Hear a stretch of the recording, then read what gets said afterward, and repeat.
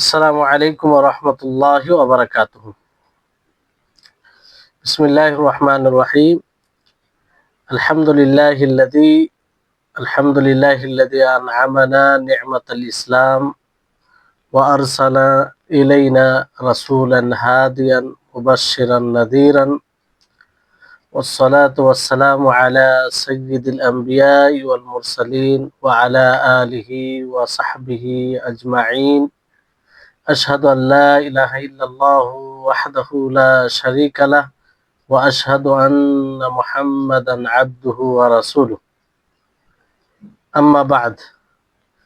রব্বি ইশরাহ লি সাদরি ওয়া ইয়াসসির লি আমরি ওয়াহলুল উকদাতাম মিন লিসানি ইয়াফকাহু কাওলি। রব্বি জিদনি ইলমা। সম্মানিত আজকের ক্লাসে উপস্থিত সুপ্রিয় ভাই সকল ও সম্মানিতা বোন, আলহামদুলিল্লাহ, আল্লাহর বিশেষ রহমতে, তার বিশেষ কৃপায় আজকে আমরা প্রায় পঞ্চম ক্লাসে উপস্থিত হয়েছি। শেখ ইবনে উসাইমিন রাহিমাহুল্লাহর একটি চমৎকার বই মাকারিমুল আখলাকের চতুর্থ ক্লাস শেষ করে পঞ্চম ক্লাস আজকে আমরা করতে চলেছি। এর জন্য আল্লাহ তাবারক ওয়া তাআলার জন্য সর্বপ্রকারের শুকরিয়া। আর আমাদের সকলের প্রাণ প্রিয় নবী করিম মুহাম্মদ সাল্লাল্লাহু আলাইহি ওয়াসাল্লাম, ওনার উপর অসংখ্য শান্তি ধারা বর্ষিত হোক। তো আমাদের চলমান বিষয় ছিল যে আল্লাহর উপরে চরিত্র কিভাবে অবলম্বন করব, উত্তম চরিত্র, তার সাথে সুব্যবহার কি করে করব। তা আল্লাহর সাথে সুব্যবহার করতে গিয়ে তিনটি বিষয় খেয়াল রাখতে হবে, কিংবা তিনটি বিষয়ের উপরে নির্ভর করে। একটি হচ্ছে তার প্রত্যেকটি কথা, তার সংবাদ, তার বার্তাকে সত্যায়ন করা, সত্য বলে মেনে নেওয়া, তাতে কোনো প্রকার সন্দেহ না থাকা, তাতে উদাহরণ দেওয়া হয়েছে।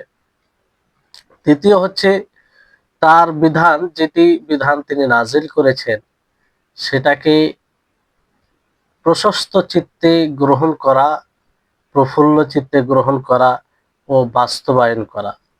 বাস্তবায়ন করা। তৃতীয়, এই দুটি বিষয় সম্পর্কে আমরা জেনেছিলাম,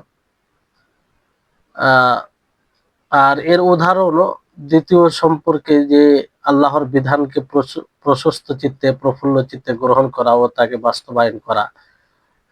এর উদাহরণে কয়েকটি উদাহরণ দিতে গিয়ে সুদের বিষয়টি আপনাদেরকে উদাহরণ দিয়েছিলাম, যে অনেক মানুষ সুদের সাথে জড়িয়ে থাকে, এমনকি এতটা জড়িয়ে থাকে যে তার পুরো জীবিকা তার উপরে নির্ভর করে। তো ওই সময় তার জন্য এই সুদকে ছাড়া, প্রত্যাখ্যান করা, বর্জন করা, এটা সহজ বিষয় নয়। তারপরও সে যখন আল্লাহর ভয়ে তাকে ছেড়ে দিবে এবং আল্লাহর উপরে তাওয়াক্কুল করে সে বৈধ পথ অবলম্বন করবে, তো এটা হবে আল্লাহর সাথে উত্তম ব্যবহার, আল্লাহর সাথে উত্তম চরিত্র। কারণ সুদ, যদিও কোনো লোকের সেখানে লাভ আছে, কিন্তু অন্য লোকের উপরে জুলম করা হয় সুদের দ্বারা। আর এটা এত জঘন্য, এমন অপরাধ, যে অপরাধের ব্যাপারে আল্লাহ তাআলা বলেন, যদি সেই সুদ থেকে ফিরে না আসে তাহলে ফাআযানু বিহারবিন মিনাল্লাহ, যে আল্লাহ তাআলার সাথে যুদ্ধ করার বিষয় বলেছেন। তো কত জঘন্য অপরাধ এই কথা, এই ধরনের কথা আল্লাহ তাআলা কোনো গুনাহের ব্যাপারে বলেন, তাহলে অত্যন্ত জঘন্য অপরাধ, তা থেকে আমাদেরকে বিরত থাকতে হবে। এটা একটা উদাহরণ আপনাদেরকে দেওয়া হয়েছে। বাকি সমস্ত যেগুলো তার বিধান আছে, সেই বিধানকে প্রশস্ত চিত্তে মেনে নেওয়া ও তাকে বাস্তবায়ন করা।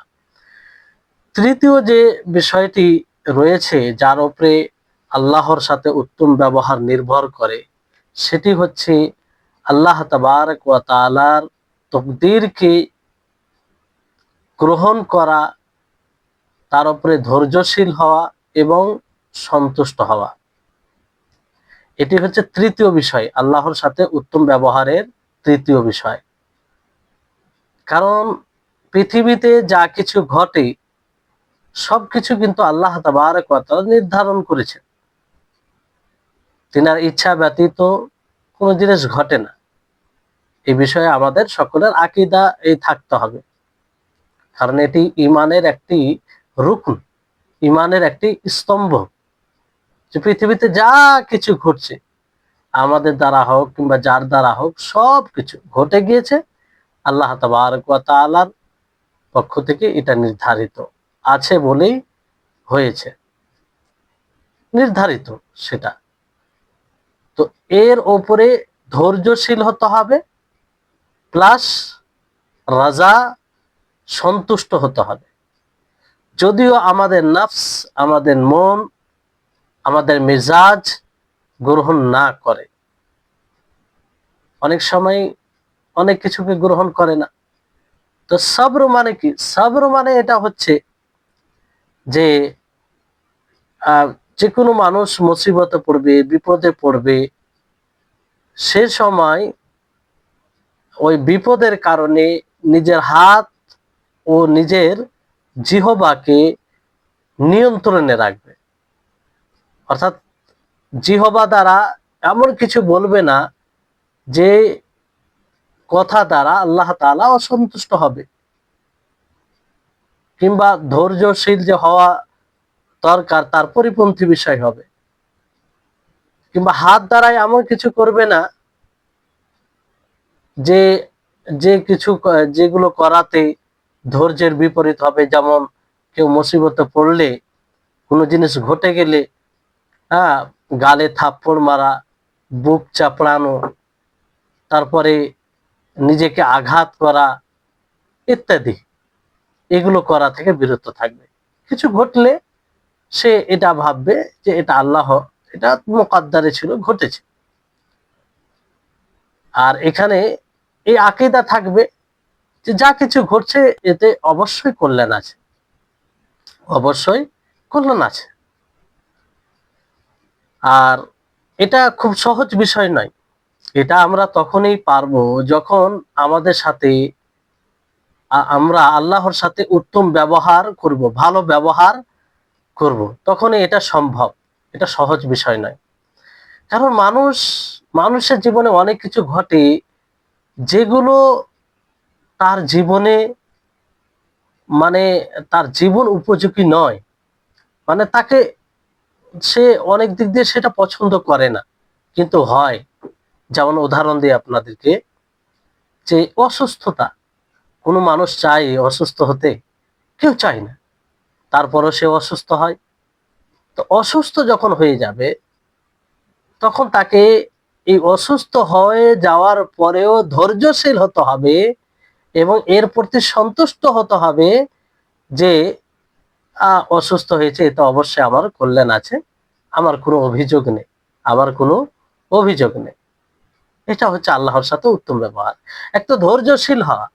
অনুরূপভাবে আপনার অসহায়তা, গরিব, দরিদ্র হওয়া, এটা কেউ চাই, সকলেই চায় যে আমি বিত্তশালী হই, আমি এতটা ধনী হই, কমস কম এতটা যেন হতে পারে যাতে আমি অসহায় না হই, আমি সমস্ত প্রয়োজন পূর্ণ করতে পারি। সকলেই চায়, কিন্তু এটা কি হয়? হয় না, অসুস্থ হয়। অনেক ফকির ফকারা রয়েছে। তো এটা হওয়ার পরেও ধৈর্যশীল হতে হবে, আর এর প্রতি সন্তুষ্ট হতে হবে যে আল্লাহ তাআলা আমাকে যে অবস্থায় রেখেছে ভালো রেখেছে, কোনো অভিযোগ নয়, কোনো অভিযোগ নয়।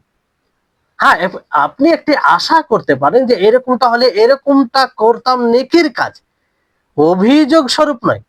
অভিযোগ করতে গেলে আপনার আল্লাহর সাথে ব্যবহার ওই ভালো হবে না। যেমন আপনার মূর্খতা, অজ্ঞতা, এগুলো আল্লাহ তাআলা দুটোকে সৃষ্টি করেছেন। শিক্ষা, অজ্ঞতা দুটোকে সৃষ্টি করেছেন। তো কেউ শিক্ষিত হয়, কে আবার মূর্খ হয়। তো এগুলো সবকিছু আল্লাহ তাআলার পক্ষ থেকে নির্ধারণ। যে বান্দা প্রচেষ্টা করে তাকে সেই কাজে তৌফিক দেয়। তো তারপরও যদি কেউ অশিক্ষিত হয়ে যায় কিংবা কোনো জিনিস থেকে আহ কোনো জিনিসের ব্যাপারে জ্ঞান না থাকে, তো সেই সময় তাকে মুকাদ্দারে ঘটেছে বলে এটার প্রতি সন্তুষ্ট থাকতে হবে, ধৈর্যশীল হতে হবে। অনেক সময় মানুষের মেজাজ উপযোগী হয়, এই জন্য তাকে হয়তো ভালো লাগে সেই জিনিসটা। অনেক সময় মানুষের মেজাজ উপযোগী হয় না, যেগুলো আপনাদেরকে উদাহরণ দেওয়া হলো। তো এই ধরনের জিনিস যখনই ঘটবে আমাদের জীবনে, সেখানে আল্লাহর সাথে উত্তম ব্যবহার করতে হবে। কিভাবে? ধৈর্যশীল হয়ে এবং তার প্রতি সন্তুষ্ট হয়ে। ধৈর্যশীল হওয়াটা মানে যে যতটা কষ্টকর, তার চেয়ে অধিক কষ্টকর সন্তুষ্ট হওয়া, তার উপরে সন্তুষ্ট হওয়া। সন্তুষ্ট আপনি কিভাবে হবেন?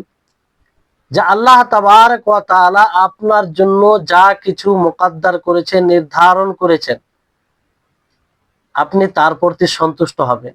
যা কিছু ঘটছে, ঘটে যাওয়ার পর যেগুলো পার্থিব বিষয়ে আপনার ধরেন অ্যাক্সিডেন্ট হয়ে গেল, কিংবা আপনি অসুস্থ হয়ে গেলেন, কিংবা আরো কিছু বিপদে পড়ে গেলেন, তা আপনি তার প্রতি ধৈর্যশীল তো হবেন। ধৈর্যের ওপরের যেটা বিষয় সেটা হচ্ছে সন্তুষ্ট হওয়া। ধৈর্যের পরে এটা সম্ভব। আগে ধৈর্যশীল হতে হবে, তারপর সন্তুষ্ট হতে হবে, যেটা মানে পরিপূর্ণ ঈমানের দিক রয়েছে। ধৈর্যশীল হওয়াটা এটা আবশ্যিক, এটা হতেই হবে। আর আপনি বেশি পরিপূর্ণ মুমিন যদি হতে চান, তাহলে সন্তুষ্ট হতে হবে। কারণ আপনার মধ্যে এই আকীদা থাকতে হবে যে যা কিছু ঘটছে অবশ্যই এর পিছনে কিছু হিকমা আছে। হিকমা আছে, সেটা হিকমা থেকে খালি নয়, হিকমা শূন্য নয়। তো এইভাবে আপনি আল্লাহর সাথে এই বিষয়ে উত্তম আচরণ, ভালো ব্যবহার করতে পারেন। এই জন্য সালাফগণ এই বিষয়ে খুব সতর্ক থাকতেন। ইমাম কুরতুবী রাহিমাহুল্লাহ তিনি বলেন যে কোনো এক ব্যক্তি নামাজ, সিয়াম এগুলো খুব বেশি বেশি করত, খুব বেশি বেশি করত, কিন্তু সে যখন অসুস্থ হয়ে যায়, বিপদে পড়ে, তখন সে বলে ফেলে যে আল্লাহ আমার সাথে নাইনসাফি কেন করলো। তো ইমাম কুরতুবী তিনি বলেন যে আমি এই দৃশ্য দেখে আমি খুব ভয় করি, খুব ভয় করি যে আমার মৃত্যু যেন এরকম অবস্থায় না হয়। একজন ব্যক্তি 5 ওয়াক্তের সালাত পড়ে সমস্ত বিধান পালন করে শেষে যদি বিপদে পড়ার কারণে বলে আল্লাহ আমার সাথে নাইনসাফি করেছে, তাহলে এক প্রকার আল্লাহর তকদিরের উপরে অভিযোগ, অধৈর্যের পরিচয়, অসন্তুষ্টের পরিচয়, যেটি একজন মুমিনের জন্য হতে পারে না। কারণ এই কথাটি ছোট মোটো নয়। আল্লাহ তাবারক ওয়া তাআলা যদি ইনসাফ করেন, তো আমরা দুনিয়াতে জীবিত থাকার উপযুক্ত নয়। এত ভুল করি আমরা, অন্যায় করি, আল্লাহর নাফরমানি করি। আল্লাহ তাআলা তিনি এত রহিম যে তিনি তারপরে আমাদেরকে সুযোগ দিচ্ছেন যাতে আমরা আখিরাত তৈরি করতে পারি। সামান্য বিপদে পড়ার কারণে যদি বলে ফেলে যে আল্লাহ আমার সাথে নাইনসাফি করছে, তাহলে এটা কত বড় বিষয়। হোসনে খাতেমা নয়, এটা সুল খাতেমা, মানে মৃত্যু, খারাপ অবস্থায় এটা মৃত্যু। তো এই এই এই জায়গায় আমাদেরকে খুব সতর্ক থাকতে হবে। এজন্য আল্লাহ তাবারক ওয়া তাআলা ধৈর্যশীলদের প্রশংসা করেছেন। ওয়াবাশশিরিস সাবিরিন আল্লাযীনা ইযা আসাবাতহুম মুসিবা ক্বালু ইন্না লিল্লাহি ওয়া ইন্না ইলাইহি রাজিউন।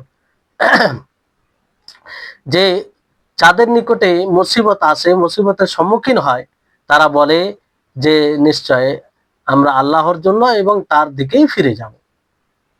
এটা তাদের বৈশিষ্ট্য। তো এই হচ্ছে আল্লাহর সাথে ব্যবহার। এই জন্য বর্তমান সময়ে দেখবেন আমাদের সমাজে বিশেষ করে মহিলাদের মধ্যে পাওয়া যায় যে যে কোনো মুসিবতে পড়লে বলে আল্লাহ আমাকেই পেয়েছে, আমি কি এই মুসিবতের উপযুক্ত ছিলাম, এত লোকের মাঝে আল্লাহ তাআলা আমাকে পেয়েছে। চিন্তা করুন এই বাক্যটি কত বড় বাক্য, ধ্বংসাত্মক বাক্য, আপনার ইবাদতকে বিনষ্ট করার বাক্য, আপনার ঈমানকে হরণ করার বাক্য। এগুলো অনেক মুসাল্লি, অনেক যারা ইবাদত করে তাদের বাক্য হয়ে থাকে কোন সময়, যখন আমি নামাজ পড়ি, রোজা রাখি, মানুষের সাথে সৎ ব্যবহার করি, সবকিছু মানার চেষ্টা করি, তারপর আমি অসুস্থ হচ্ছি, তারপরও আল্লাহ তাআলা আমাকে বিপদ দিচ্ছে, তারপর আল্লাহ তাআলা আমাকে বিভিন্ন প্রকারের মুসিবত দিচ্ছে। এই ধরনের যদি বাক্য হয় তাহলে আমরা আল্লাহকে কতটুকু জানতে পেরেছি, আল্লাহর উপরে কি ধারণা রেখেছি, আল্লাহর উপরে কতটা অজ্ঞ হলে এই বাক্য, এই ধরনের কথা, এই ধরনের মানে ভিতরে একটা ধারণা আসতে পারে। এটা কল্পনার বাইরে, কল্পনার বাইরে। এই জন্য আমি কথাটা বলছি যে আল্লাহ তাবারক ওয়া তাআলার এতগুলো নেয়ামত ভক্ষণ করে, যার রহমত ছাড়া, যার কোনো এক মুহূর্ত যদি তার রহমত বন্ধ হয়ে যায় তাহলে আমরা জীবিত থাকতে পারি না। সবকিছু তো তারই দেন, সবকিছু তো তার দেওয়াতেই আমরা লালন পালন হয়েছি। আর তার ব্যাপারে বলি যে আল্লাহ তাআলা আমাকে পেয়েছে, আমাকে এটা দিচ্ছে, বিপদ দিচ্ছে, এত আল্লাহ তাআলার ভালো কাজ করছি, এত আল্লাহ তাআলার ইবাদত করছি, ইহসান, আল্লাহ তাআলার সাথে ইহসান, নাউজুবিল্লাহ। সম্মানিত উপস্থিতিগণ, এই বিষয়ে সতর্ক হতে হবে। অনেক সময় আমরা অনেক কিছু কথা বলে ফেলি কিন্তু চিন্তা করি না কথাটা কি বললাম, এই কথার ওজন কতটা, এই কথা আমার ঈমানের জন্য কিরকম ধ্বংসাত্মক, এটা ভাবি না। বিশেষ করে মা ও খালাদের মাঝে এইসব কথাগুলো বেশি পাওয়া যায়, যেটা প্রত্যক্ষ করা হয়েছে। বাকি অনেক মানুষও বলে, পুরুষরাও তো বলে, আল্লাহুল মুস্তাআন। তো আমাদের উচিত হবে আল্লাহ তাআলাকে জানা। এসব ধারণা, এসব কথা তখনই বের হয় যখন আমরা আল্লাহ তাআলাকে সঠিকভাবে জানি না। সঠিকভাবে যদি আমরা আল্লাহর পরিচয় লাভ করি তাহলে এইসব কথা কখনো বের হবে না, কখনো বের হবে না। যে আল্লাহ তাআলা এত রহিম, যে আল্লাহ তাআলার দয়ার কোনো সীমা নেই, সেই আল্লাহর ব্যাপারে এই ধারণা, এটা কখনো হতে পারে না। তাহলে এই বিষয়ে এইরকম ভাবে আল্লাহর সাথে ভালো ব্যবহার করতে হবে। এই জন্য মনে রাখতে হবে যে যে যতটা আপনি আল্লাহর ইবাদত করছেন, আল্লাহর আল্লাহর বিধান অনুযায়ী আপনি জীবন যাপন করছেন, তার মানে এটা নয় যে আপনার উপরে মুসিবত আসবে না। আপনার চেয়ে সাহাবায়ে কেরাম বেশি শরীয়তকে মেনেছিলেন, সাহাবীদের চেয়ে আম্বিয়াগণ বেশি আল্লাহর হুকুম অনুযায়ী চলেছেন। তারা কি মুসিবতের সম্মুখীন হয়নি? আম্বিয়াদের জীবনী পড়ুন, দেখুন যে তারা আল্লাহর বিধানকে মানতে গিয়ে কাউকে মানে চিরে দেওয়া হয়েছে, কাউকে হত্যা করা হয়েছে, কাউকে আগুনে নিক্ষেপ করা হয়েছে, কত কি কষ্টের সম্মুখীন হয়েছে। একবার কি তাদের মুখ থেকে বের হয়েছে যে আল্লাহ তোমার নবী, তোমার সংবাদদাতা, তোমার পয়গাম মানুষের মাঝে ছড়িয়ে দিই, আর আজকে আমি এই মুসিবতের সম্মুখীন? নবী করিম মুহাম্মদ সাল্লাল্লাহু আলাইহি সাল্লামকে দেখুন, যিনি সাইয়্যিদুল আম্বিয়া, যিনি সর্বসম্মানিত দুনিয়াতে এবং আখিরাতেও, যিনাকে মাকামে মাহমুদ দান করা হয়েছে, তিনি কত মুসিবতের সম্মুখীন হয়েছে। তাইফের ময়দানে গিয়েছেন দাওয়াত দিতে, তিনাকে রক্তাক্ত করে দেওয়া হয়েছে। তিনি এক আল্লাহর দিকে, মানুষের দিকে আহ্বান করছিলেন, কাউকে কিছু বলেন। এমনকি মুশরিকরা, কাফিররা, তারা বলতো যে এই নবী আমানতদার, এই নবী সচ্চরিত্রের অধিকার, এই নবী কারো প্রতি অন্যায় করে না, এই নবী কারো ব্যাপারে মিথ্যা কথা বলে না। সেই নবীকে হত্যা করার প্ল্যান করছে, সেই নবীকে বাড়ি থেকে বের করে দেওয়া হচ্ছে। তারপরে কি আল্লাহ নবী কখনো বলেছে যে আমি কারো ক্ষতি করিনি, কারো উপরে জুলুম করিনি, আল্লাহ আমার সাথে কেন এরকম ব্যবহার করা হচ্ছে, কেন তুমি আমার মুকদ্দারে রেখেছো? তাহলে আম্বিয়াদের জীবনীতে সাহাবাই কেরামকে দেখো যে প্রাথমিক সময় কি কষ্ট, ইসলাম আনতে না আনতে বাড়ি ছাড়তে হচ্ছে, পরিবার ছাড়তে হচ্ছে, ভাইয়ের বিরুদ্ধে যুদ্ধ করতে হচ্ছে, আত্মীয় স্বজনকে হত্যা করতে হচ্ছে। তারপরও কখনো ওনাদের মুখ থেকে এই বাক্য বের হয়নি কিংবা এরকম ধারণা করেনি যে আল্লাহ আমাদের কি তুমি মুকদ্দারে রেখেছো। তো এই হচ্ছে বিষয়, আপনি যা কিছু ঘটবে আপনার জীবনে, আপনার সামনে, আপনার এতে, সেটাকে আপনি সেটার প্রতি ধৈর্যশীল হবেন। তার উপরে যেটা সব উঁচু পর্যায়, সেটা হচ্ছে সন্তুষ্ট হতে হবে। আর এটা তখনই সম্ভব যখন আপনি আল্লাহর সাথে ভালো চরিত্রের অধিকারী হব আর আল্লাহর ব্যাপারে ভালো জ্ঞান রাখবো। তাহলে এই হচ্ছে আল্লাহর সাথে উত্তম চরিত্র। আশা করি আপনারা বুঝতে পেরেছেন। এই তিনটি বিষয়ের উপরে নির্ভর করে আল্লাহর সাথে ভালো ব্যবহার। এতদিন হয়তো আমরা অনেকেই বুঝছিলাম যে উত্তম চরিত্র মানে মানুষের সাথে ভালো ব্যবহার করলে ভালো চরিত্র, আর নামাজ রোজা মোটামুটি পড়লেই হয়ে গেল না। আর হয়তো সঠিক ধারণা এসেছে। এবার আসুন ইবনে উসাইমিন রাহিমাহুল্লাহ মাখলুকের সাথে উত্তম চরিত্র কি, মাখলুকের সাথে আমরা উত্তম চরিত্র ভালো ব্যবহার কিভাবে করব। তো মাখলুকের সাথে উত্তম চরিত্রের ব্যাপারে বিদ্বানগণ অনেকেই সংজ্ঞা দিয়েছেন, অনেকভাবে অনেক রকম ভাবে সংজ্ঞা দিয়েছেন। তার মধ্যে একটি অন্যতম আর বেশি সংজ্ঞা উপযুক্ত, যার মধ্যে অনেক বিষয় চলে আসে, হাসান বাসরি রাহিমাহুল্লাহ যে সংজ্ঞাটি দিয়েছেন সেটি হচ্ছে কাফুল আদা। তিনটি বিষয় তিনি বলেছেন, তিনটি বিষয় থাকবে মানুষের সাথে উত্তম চরিত্রে, তিনটি বিষয় থাকবে। একটি হচ্ছে কাফুল আদা, কষ্টকে দূরীভূত করা, প্রত্যেকটার ব্যাখ্যা হবে ইনশাআল্লাহ। বাদলুন নাদা, উদার হওয়া, কি হওয়া? উদার হওয়া। তৃতীয় বিষয় হচ্ছে তলাকাতুল ওয়াজ, হাস্যমুখ হওয়া, হাসি মুখে কথা বলা, হাসি মুখে সাক্ষাৎ করা।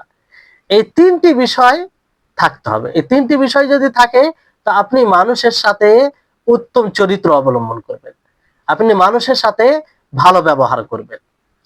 এবার আসুন যে আমরা তিনটি বিষয়কে একটু বিস্তারিত জানার চেষ্টা করি। প্রথম বিষয় যেটা বললাম যে কাফুল আযা, মানে কষ্টকে দূর করা। কষ্টকে দূর করা বলতে যে একটা মানুষ তার দ্বারা অন্যকে কোনোভাবেই কষ্ট হবে না, কষ্ট পাবে না, তার দ্বারা অন্য কেউ কোনোভাবেই কষ্ট পাবে না। সে কষ্ট আর্থিক দিয়ে কষ্ট হোক, অথবা কারো ইজ্জত সম্মান নিয়ে কষ্ট হোক, অথবা কারো আর কিছু বিষয় নিয়ে কষ্ট হোক, এক কথায় কোনোভাবেই না হাত দ্বারা কষ্ট পাবে, না জিহবা দ্বারা কষ্ট পাবে, না শরীরের অন্য কোনো অঙ্গ দ্বারা কষ্ট পাবে, না প্রভাব দ্বারা কষ্ট পাবে, না দাপট দ্বারা কেউ কষ্ট পাবে। একদম কষ্ট, তার কষ্ট থেকে মানুষ মুক্ত থাকবে। তাহলে এটা হচ্ছে উত্তম চরিত্রের একটি অন্যতম বিষয়, যেটা ফরজ। যেটা কি? ফরজ। আর দুটি যে বিষয় রয়েছে এটি মুস্তাহাব, তারপরে উত্তম চরিত্রের জন্য জরুরি। মানে আপনি যদি উত্তম চরিত্রের অধিকারী হতে চান তাহলে সেই দুটিও বিষয় লাগবে। কিন্তু এটা ফরজ, যে আপনার দ্বারা কেউ কষ্ট পাবে না, কোনো দিক দিয়ে কষ্ট পাবে না। এমনকি আপনার চোখ, যে দুটি চোখ রয়েছে, সেই চোখের ইঙ্গিতে যদি কাউকে আঘাত দেন, সেটাও উত্তম চরিত্রের পরিপন্থী বিষয় হবে, উত্তম চরিত্রের পরিপন্থী বিষয় হবে। যেমন কোন ব্যক্তি, আপনি দুজন আছেন, তিনজন আসছেন, একজন ব্যক্তিকে চোখ দিয়ে ইশারা করছেন, চোখ দিয়ে ইশারা করে আপনি এমন ভঙ্গিমা অবলম্বন করছেন যে দেখো কে এসেছে, মানে ছোট, তাকে ছোট করা, এটাও মানে কষ্ট দেওয়া এক প্রকার, বা হাত দিয়েও ইশারা করে হতে পারে, যে কোনো ভাবে, এক কথায় কোনোভাবে আপনার দ্বারা কেউ কষ্ট পাবে না, এটা হবে মানুষের সাথে আপনার উত্তম চরিত্র। আর যদি কষ্ট পায় তাহলে আপনি ভালো চরিত্রের অধিকারী হবেন না, মন্দ চরিত্রের অধিকারী হবেন। তো বিষয়টি দেখুন, যদি আমরা এই গুণ নিজের মধ্যে তৈরি করতে পারি, কি সুন্দর একটা আমাদের মাঝে ভালোবাসা বৃদ্ধি পাবে, কি একটা শান্তি পরিবেশ তৈরি হবে।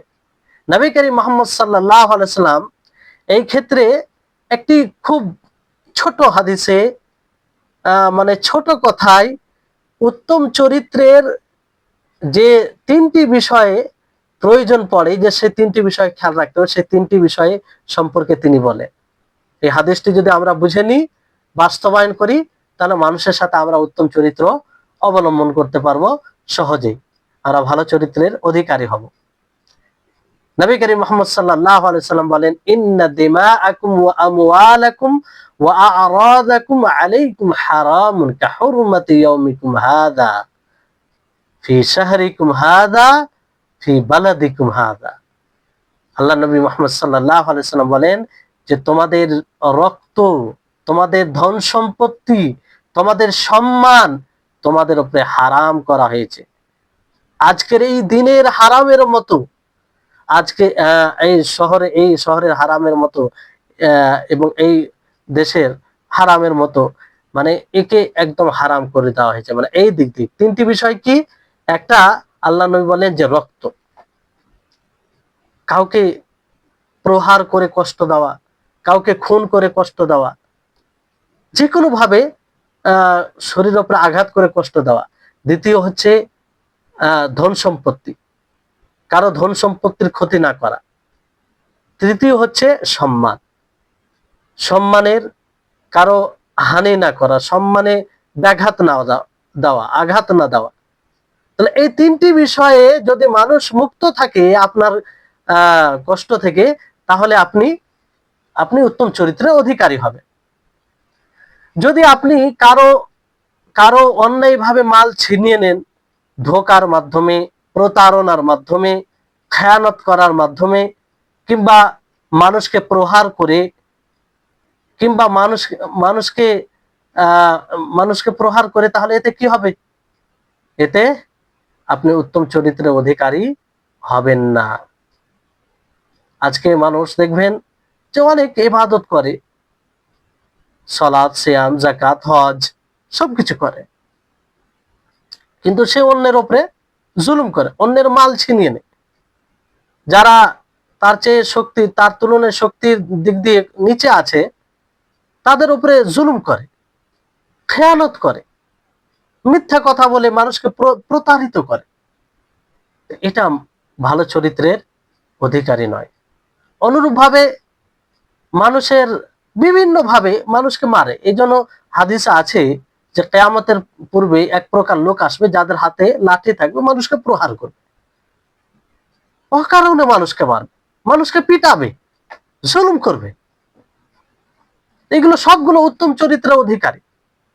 এটা উত্তম চরিত্রের, মানে যে উত্তম চরিত্র অবলম্বন করতে চাইবে তার এর জন্য এগুলো কাজ নয়, এগুলো থেকে বিরত থাকতে হবে।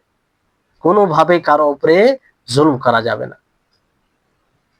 তারপরে আপনার বিষয় হচ্ছে যে মালের দিক দিয়ে আপনি কারো ক্ষতি করবেন না, অর্থের দিক দিয়ে সেটা আপনি যে কোনো ভাবে করতে পারেন।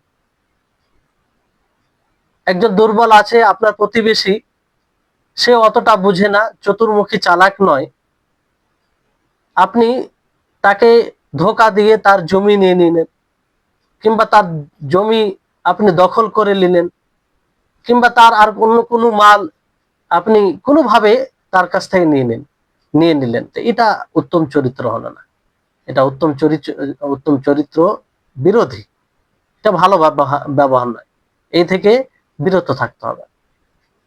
তারপরে সম্মানের, আপনার চিন্তা করবেন যে অন্যায়ভাবে মাল খাওয়া এটা কতটা মানে কত বড় অপরাধ যে আল্লাহ তাবারক ওয়া তাআলা কোরআনের একটি আয়াতে বলেন যে যারা ইয়াতিমদের মাল ভক্ষণ করে, জুলুম করে, অন্যায় করে, মূলত তারা পেটে জাহান্নামের আগুন নিক্ষেপ করে, তারা আগুন খায়, তাদেরকে সেই প্রজ্বলিত উত্তপ্ত জাহান্নামে নিক্ষেপ করা হবে। তো এটা তো ইয়াতিমদের মালের সাথে বলা হয়েছে। বাকি আপনি যে কোনো ভাবে অন্যায় করে যদি মানুষের মাল খান, তাহলে তার শাস্তি ছোট নয়, কারণ এটা বান্দার হক, এটা বান্দার হক। এই জন্য আপনারা দেখবেন যে সালাফে সালেহিনদের মধ্যে কতটা এই এই বিষয়ে সতর্ক হয়ে থাকতো। যেটা পূর্বের ক্লাসে আপনাদেরকে বলেছি যে সেই সময় মহিলারা তার স্বামীকে লক্ষ্য করে সম্বোধন করে বলতো যে ইয়া আব্দাল্লাহ ইত্তাকিল্লা ফিনা, যে হে আল্লাহর বান্দা, আমাদের জন্য যে জীবিকা অর্জন করতে যাচ্ছ সেই বিষয়ে আল্লাহকে ভয় করো। তিনারা বলতেন যে আমরা ভূখ অর্থাৎ খিদা ক্ষুধার্ত এগুলোকে আমরা বরদাস্ত করে নিব, সহ্য করে নিব, ধৈর্য অবলম্বন করে নিব, কিন্তু জাহান্নামের আগুন সহ্য করতে পারবো না, জাহান্নামের আগুন সহ্য করতে পারবো না। মনে রাখবেন, একজন মহিলা, একজন স্ত্রী, একজন মা, একজন বোন হিসাবে তারা যদি এই ব্যাপারে সতর্ক হয়, সচেতন হয়, তাহলে পুরো পরিবারকে ঠিক করতে পারে, পুরো পরিবারকে ঠিক করতে পারে, তার দ্বারা এই সংশোধন আসতে পারে, যেটা সালাফদের জামানায় ঘটেছে। তো প্রয়োজন আছে এই বিষয়ে আমরা সচেতন, মানে তাদের এবং আমাদের সকলকে সচেতন হওয়া। তারপরে এখানে সম্মানের বিষয়ে বলা হয়েছে। সম্মান একটা আল্লাহর দেওয়া বিশাল বড় নেয়ামত। এই সম্মান এমন কিছু আপনি করবেন না কারো সম্মানে ব্যাঘাত ঘটবে। শরীয়তে এটাকে খুব মূল্য দেওয়া হয়েছে, এতটা মূল্য দেওয়া হয়েছে যে শরীয়তে যে মাকাসিদ রয়েছে, উদ্দেশ্য রয়েছে, যে 5টি উদ্দেশ্য, সেই 5টি উদ্দেশ্যের মধ্যে একটি উদ্দেশ্য হচ্ছে যে সম্মানকে রক্ষা করা। দিনের উদ্দেশ্য হচ্ছে যে আপনার আমার সম্মানকে রক্ষা করা, আপনার আমার সম্মান যেন সসম্মানে এটা অব্যাহত থাকে, এটা যেন বিলীন না হয়ে যায়, তার জন্য এই শরীয়ত। সেই যে 5টি উদ্দেশ্যের কারণে তার মধ্যে এটি একটা। আর এই সম্মান নিয়ে যদি আপনি কারো খেলা করেন, আপনি এমন কিছু করেন যে কিছু করাতে কারোর সম্মান হানি হবে, কারোর সম্মান চলে যাবে, আপনি কত বড় অন্যায় করছেন। কারো সম্মান হানি করে আপনি আল্লাহর ইবাদত করে আর বিভিন্ন প্রকার বিধান পালন করে আপনি উত্তম চরিত্রের অধিকারী হবেন? জি না। সম্মান চলে যাওয়া এটা কত বড়, আপনি একবার চিন্তা করুন। আয়েশা রাদিয়াল্লাহু তাআলা আনহা, শুনেছেন আপনারা যে আয়েশা রাদিয়াল্লাহু তাআলা আনহা, তার উপরে যখন মিথ্যা অপবাদ লাগানো হয়, ওয়াকিয়ায়ে উফকের ঘটনা, সে ঘটনা, তিনি নবীর স্ত্রী ছিলেন, উম্মুল মুমিনিন, মুমিনদের মা, তার উপরে মিথ্যা অপবাদ লাগানো হচ্ছে এমন বিষয়ে যেটা কল্পনা করা যায় না তাদের ব্যাপারে। আয়েশা রাদিয়াল্লাহু তাআলা আনহা এত ব্যথিত হয়েছিলেন, কারণ সম্মানটা খুব মূল্যবান জিনিস, তিনি কথা বলতে পারছিলেন না। তিনি ইয়াকুব আলাইহিস সালামকে স্মরণ করতে যাচ্ছিলেন, সেটা নাম বের হচ্ছিল না, এতটা ব্যথিত হয়েছিলেন। তো আমরা আমাদের কাজ দ্বারা কারো যদি সম্মান হানি হয়, সম্মানে কোনো আঁচ পড়ে, তো আমরা আমাদের সম্মানে যদি ওই রকম আঁচ পড়ে, তা আমরা যেভাবে কষ্টবোধ করব কিংবা যেভাবে ব্যথিত হব, তারাও ব্যথিত হবে, তারাও ব্যথিত হবে। এই জন্য খুব সতর্ক। আপনি চিন্তা করুন যে যেসব বিষয় দ্বারা মানুষের সম্মান হানি হবে, মানুষের সম্মান ঘটবে, সমস্ত দ্বারকে ইসলাম বন্ধ করে দিয়েছে, সমস্ত দ্বার। গীবত হারাম। গীবতে কি হয়? অন্যকে ছোট করা হয়, তার সম্মান তার সম্মান নিয়ে খেলা করা হয়। মিথ্যা অপবাদ এটাকে হারাম করা হয়েছে। আর হারাম এমন ভাবে করা হয়েছে যে কোনো মুমিন দুঃসাহস করবে না যদি আল্লাহকে, সে আল্লাহর নজরদারিকে উপস্থিত রাখে। তারপরে যে কোনো বিষয়, ব্যভিচারের কারো উপরে অপবাদ লাগালে তার দুনিয়াতেই বড় শাস্তি রয়েছে। এই জন্য সম্মান আপনি এমন কিছু করবেন না যে আপনার কথা, আপনার আপনার কর্ম দ্বারা কারো সম্মান হানি হবে। এটা খুব লক্ষ্য রাখবেন। আপনি যেটা পছন্দ করেন না সেটা অন্যরাও পছন্দ করে না। আপনার ইজ্জতের ব্যাপারে, আপনার সম্মানের ব্যাপারে কেউ যদি সমাবেশে সেটাকে বিলীন করে, সেটা আপনার সম্মান নিয়ে খেলা করে, তো আপনাকে কেমন লাগবে? যেমন আপনাকে ভালো লাগবে না, অনুরূপ ভাবে আপনার কথা দ্বারা, আপনার কর্ম দ্বারা, আপনার তো আপনার কাজ দ্বারা যেটা হয় তাকেও ভালো লাগে না, তাহলে সেও আঘাত পায়। তো এই বিষয়টি খেয়াল রাখতে হবে। এই জন্য গালি দেওয়া, গীবত করা, মিথ্যা অপবাদ এগুলো সব হারাম করা হয়েছে। আর মনে রাখবেন যে এগুলো যদি করি আমরা ইবাদত করার সাথে সাথে, তাহলে আমাদেরকে মানে এটার ক্ষতিপূরণ করতে হবে তাদেরকে নেকি দিয়ে। এক সময় এরকম মানে পজিশনে পৌঁছে যেতে হবে যে নেকি সবগুলো শেষ হয়ে যাবে, শেষে তাদের গুনাহ চাপিয়ে দেওয়া হবে, তাদের গুনাহ চাপিয়ে দেওয়া হবে, যাদের উপরে এই দিক দিয়ে জুলুম করা হবে। হাদিসে এসেছে, আল্লাহ নবী বলেন যে তোমাদের মধ্যে মুফলিস অসহায় ব্যক্তি কে? তখন আহ সাহাবায়ে কেরাম বলেন যে যার কাছে পয়সা নাই, কিছু নেই, অসহায় নিঃস্ব, সে মুফলিস, অসহায়। তো আল্লাহ নবী বলেন না, মুফলিস অসহায় ব্যক্তি সে যে কিয়ামতের দিন সালাত, সিয়াম, যাকাত, হজ গুরুত্বপূর্ণ ইবাদত করে আসবে, কিন্তু সে কারো উপরে অন্যায় করে থাকবে, কারো উপরে জুলুম করে থাকবে, কাউকে হত্যা করে থাকবে, কাউকে প্রহার করে থাকবে, কারো গীবত করে থাকবে, কারো উপরে মিথ্যা অপবাদ লাগিয়ে থাকবে, কাউকে গালি দিয়ে থাকবে। ফলে কি করা হবে? যাদের উপরে সে এগুলো করবে তাদের তাদেরকে তার নেকিগুলো দিয়ে দেওয়া হবে। যখন দিয়ে শেষ হয়ে যাবে, তারপরে তাদের নেকি পূর্ণ হবে না, তখন তাদের গুনাহ এদের উপরে চাপিয়ে দেওয়া হবে, শেষে তাদেরকে জাহান্নামে নিক্ষেপ করা হবে। তাহলে বিষয়টি হচ্ছে যে এইগুলো খেয়াল রাখতে হবে যাতে আমরা সম্মানের দিক দিয়ে কারো আঘাত না করি, আমাদের কোনো কাজ দ্বারা তারা সম্মানের দিক দিয়ে আঘাত না পায়। আর সবচেয়ে বড় বিষয় হচ্ছে যে আহ, এই উত্তম চরিত্র আপনি যেই দিক দিয়ে নিবেন, একটা বিষয় হচ্ছে যে আহ, মানে তিনটি বিষয় যে আপনাদেরকে বলা হলো, একটা হচ্ছে আহ, মানে কাউকে প্রহার করে কিংবা খুন করে মাল সম্পত্তি, আহ, ধন সম্পত্তি, এটাও আপনাদেরকে বলা হলো, এবং সম্মান। এই তিনটি বিষয়ে যদি আমরা খেয়াল রাখি তা ইনশাআল্লাহ আমরা আমাদের কাছ থেকে মানুষ মানে আমাদের দ্বারা কষ্ট থেকে মুক্ত থাকবে, কষ্ট পাবে না। এই তিনটি বিষয়ে সবকিছু চলে আসে।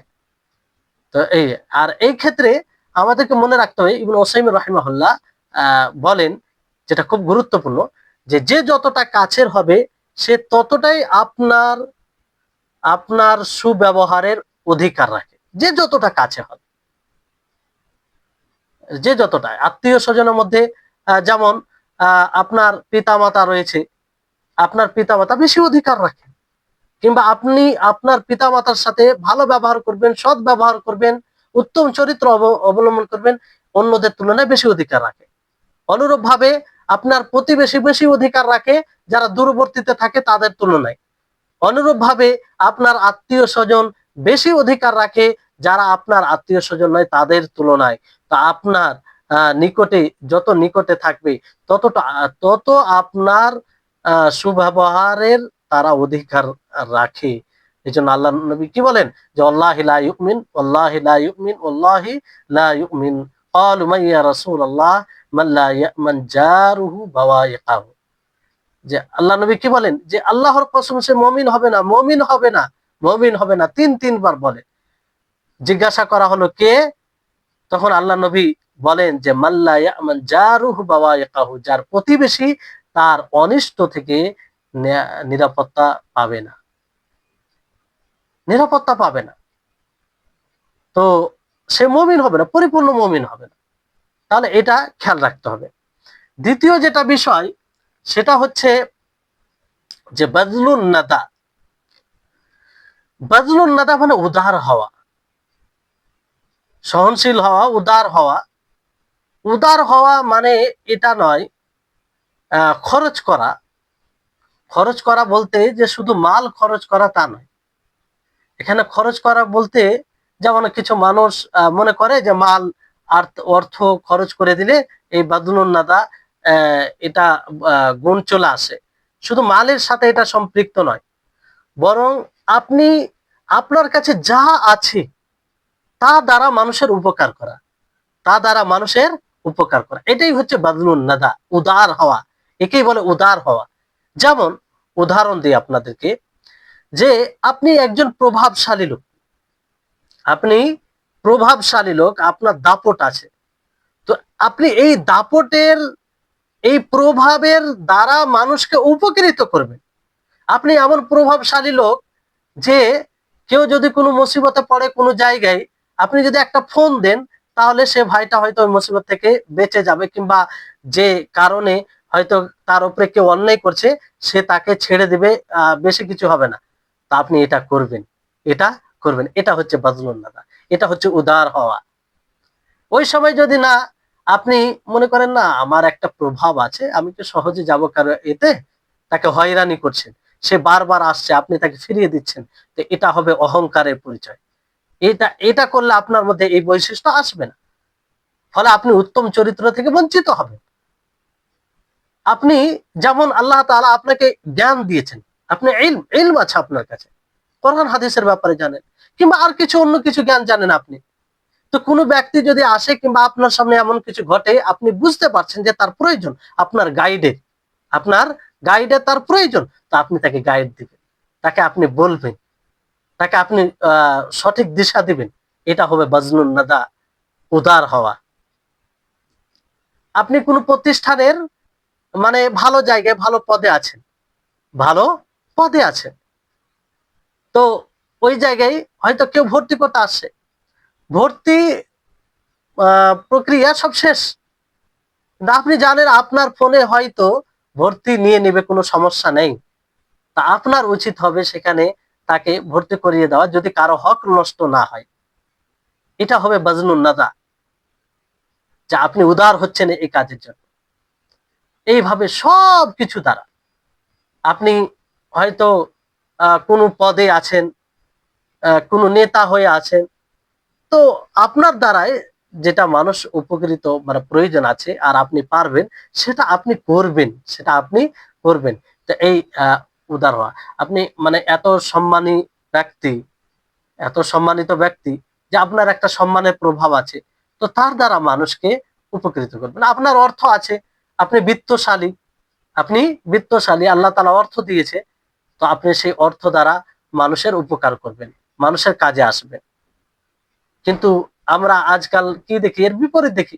সামান্য একটু যদি প্রভাব পড়ে যায় সমাজে, কিংবা কিছু থাকে আমাদের হাতে, তো কেউ এলে সহজে আমরা সহযোগিতা করি না, সহজে আমরা তার জন্য সহযোগী হই না, তাকে বারবার ঘুরাই, বারবার ফিরিয়ে দিই, অনেক হয়রানি করে তাকে ই করি, আর ধারণা রাখে যে না একবারে সহযোগিতা করলে এটা আমাদের সম্মান থাকবে না, এটা উত্তম চরিত্র নয়, এটা উত্তম চরিত্র নয়।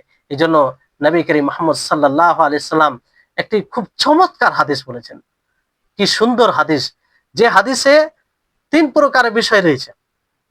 নবী করিম মুহাম্মদ সাল্লাল্লাহু আলাইহি সাল্লাম বলেন, ইত্তাকিল্লাহ হাইসুমা কুনতা ওয়া আতবাইস সাইয়্যাতাল হাসানা তামহুহা ওয়া খালিকিন নাস বিখুলুকিন হাসান। এখানে দেখেন আল্লাহ, নবী করিম মুহাম্মদ সাল্লাল্লাহু আলাইহি সাল্লাম মানে আল্লাহর সাথে কি ব্যবহার হবে সেটা বলেছেন, নিজের নফসের সাথে কি ব্যবহার হবে সেটা বলেছেন, আর মাখলুকের সাথে কি ব্যবহার হবে সেটাও উল্লেখ করেছেন। আল্লাহ নবী বলেন যে ইত্তাকিল্লাহ, আল্লাহ তাআলাকে ভয় করো, আল্লাহ তাআলাকে ভয় করো, হাইসুমা কুনতা, যেখানেই তুমি থাকো, যেখানেই তুমি থাকবে আল্লাহ তাআলাকে ভয় করবে, আল্লাহ তাআলা তাকওয়া অবলম্বন করবে, এটা হচ্ছে আল্লাহর সাথে সুআচরণ, এটা হচ্ছে আল্লাহর সাথে ভালো ব্যবহার। ওয়া আতবাইস সাইয়্যাতাল হাসানাতা তামহুহা, যদি মন্দ কাজ হয়ে যায়, গুনাহ হয়ে যায়, পাপ হয়ে যায়, তো সেই পাপ করার পরে কি করতে হবে? ভালো কাজ করতে হবে। কি করতে হবে? ভালো কাজ করতে হবে। ভালো কাজ করলে সেটা, যে পাপ হয়েছে সেটা নিশ্চিহ্ন হয়ে যাবে, সেটা ক্ষমা করে দিবেন আল্লাহ তাআলা, কাফারা হয়ে যাবে তার। তাহলে এটা নিজের নফসের সাথে, যে মন্দ করার পরে নিরাশ হওয়ার কিছু নাই, হতাশ হওয়ার কিছু নাই। আপনি ভালো কাজ করুন, আপনার মনের মধ্যে বিরক্তি বোধ আসছে যে আমি এই অন্যায়টা করিলাম, এটা কেন করলাম, মিথ্যা কথা আপনি বলে দিয়েছেন, এটা কিছু করার নেই, যেটা ঘটার ঘটে গিয়েছে। কিন্তু আপনি সেটাকে পূরণ করতে পারেন তওবার মাধ্যমে, কিংবা তওবা করবেন, সাথে সাথে আপনি আরো বেশি বেশি করে নেকির কাজ করেন, বেশি বেশি করে নেকির কাজ করেন। ওই কথাই এখানে বলা হয়েছে, ওয়া আতবাইস সাইয়্যাতাল হাসানাতা তামহুহা, যে যদি মন্দ কাজ ঘটে যায়, শরীয়ত বিরোধী কাজ হয়ে যায়, তারপরে তুমি কি করবে? ভালো কাজ করবে, সৎ কাজ করবে। তারপরে মাখলুকের সাথে কি ব্যবহার হবে? ওয়া খালিকিন নাসা বিখুলুকিন হাসানিন, যে মাখলুকের সাথে তুমি ভালো ব্যবহার করবে, উত্তম চরিত্রে তাদের সামনে নিজেকে উপস্থাপন করবে। বুঝতে পারলেন? তো এইভাবে মানুষের সাথে আপনি উত্তম চরিত্র অবলম্বন করতে পারেন। হ্যাঁ, তাহলে এই হাদিস ছোট্ট হাদিস, কিন্তু এই হাদিসে পুরো পুরো ৩টি বিষয় এর মধ্যে রয়েছে, যে আপনি নিজের সাথে কি ব্যবহার করবেন, আল্লাহর সাথে কি ব্যবহার করবেন, এবং মাখলুকের সাথে কি ব্যবহার করবেন। তো মাখলুকের সাথে ব্যবহারের কিছু দিক আছে, আজকে আর সম্ভব নয়, ইনশাআল্লাহ ফের আগামী পর্বে হবে ইনশাআল্লাহ। তো আল্লাহ তাবারক ওয়া তাআলা নিকটে দোয়া করি, আল্লাহ যেন আমাদের সকলকে আহ উত্তম চরিত্র অবলম্বন করার তৌফিক দান করেন, আর উত্তম চরিত্রের যতগুলো দিক রয়েছে সেগুলোকে যেন আমরা স্মরণে রাখতে পারি। ওয়া আখির দাওয়ানা আনিল হামদুলিল্লাহি রাব্বিল আলামিন। আসসালামু আলাইকুম ওয়া রাহমাতুল্লাহি ওয়া বারাকাতুহু।